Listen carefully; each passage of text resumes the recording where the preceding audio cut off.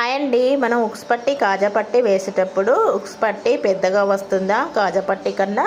అయితే ఇలా సెట్ చేసుకోండి. ముందుగా మనకి ఎప్పుడైనా కానీ బ్లౌజ్ స్టిచ్చింగ్ చేసేటప్పుడు ఉక్స్ పట్టి అనేది కొంచెం పెద్దగా వచ్చినట్టుగానే అనిపిస్తుంది. మనము నెక్ కాడ అయితే కట్ చేస్తూ ఉంటాం కదా, అలా నెక్ కట్ చేయడం వల్ల నెక్ అనేది పెద్దగా అయిపోతుంది కదా, మనం మార్కింగ్ చేసుకున్న దానికన్నా ఎక్కువ సైజులో వస్తుంది.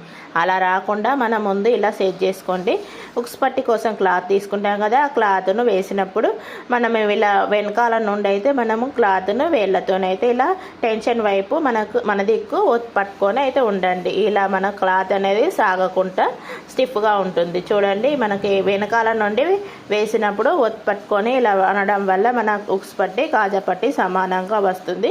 కట్ చేయవలసిన అవసరం అయితే ఉండదు. టిప్ అనేది చాలా బాగా యూజ్ అవుతుంది, చాలా బాగుంటుందండి. ఎప్పుడైనా కానీ మనం ఉక్స్ పట్టి కన్నా కాజా పట్టి కన్నా ఉక్స్ పట్టి పెద్దగా వచ్చినప్పుడు కట్ చేయకుండా ఈ టిప్ను ఫాలో అవ్వండి, చాలా యూజ్ అవుతుంది.